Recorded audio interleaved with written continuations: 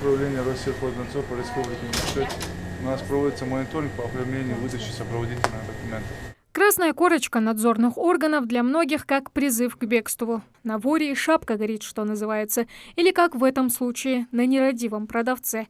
Никакой сопроводительной документации на продукты животного происхождения в этом торговом складе не оказалось. И самого предпринимателя тоже нет на месте. Мониторинг по оформлению и выдаче сопроводительных документов.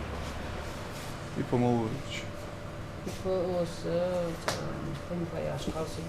Администратор кто-либо есть на месте? На месте нет. Но сотрудники Россельхознадзора успокаивают нарушителя, и бояться не нужно. Это только разъяснительный рейд для тех, кто еще не знает о своих обязанностях. Но если ситуация не поменяется, при следующей проверке безответственные предприниматели почувствуют по своему кошельку, что влечет за собой несоблюдение закона. Письмо в письменном виде предоставить данные данному индивидуальному предпринимателю, который осуществляет предпринимательскую деятельность по данному адресу. Они мне полностью предоставят данные, я проведу неплановую проверку. И в этом оптовом магазине необходимой документации нет, однако уверяют, что продукты у них свежие и качественные. Каждую пятницу проверяются просрочки. За эти просрочки нас обязательно хозяин постоянно предупреждает. У нас нет просроченных товаров вообще. Были нарекания покупателей? Нет, особо не было. Покупатели тоже довольны продуктами, хоть и считают, что надежнее, когда продавец может подтвердить качество, предъявив соответствующие документы.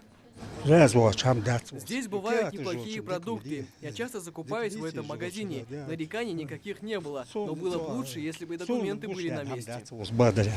Приятным исключением в череде злостных нарушителей стал супермаркет, в котором работает Фатима Дзарахова. Она продавец-кассир со стажем. Здесь работает около 7 лет. И на своем веку она не помнит, чтобы владелец магазина не выполнял предписанные законом обязательства.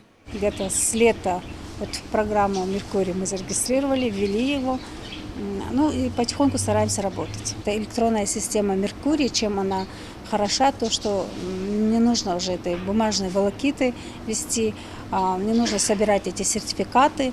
Мы просто даем заявку, нам присылают количество, товар и сертификат на этот товар. Вот с этим легче работать.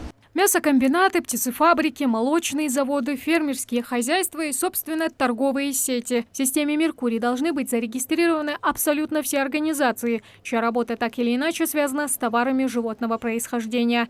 Однако ситуация плачевная. Таких в Назране сегодня оказалось меньшинство. Индивидуальный предприниматель вообще не имеет понятия, что такое эта программа, даже не зарегистрированный.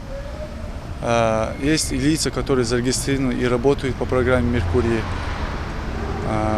Лицам, которые не зарегистрированы в программе «Меркурий», мы в дальнейшем назначим неплановые проверки и будем применять штрафных санкций в виде наказания штрафа или изъятия продукции с оборота. Комиссия напоминает, предприниматели и производители, которых не будет в единой государственной системе, не смогут реализовать завезенную продукцию. Тамара Хашагульгова, Магомед Таскиев, Новости 24.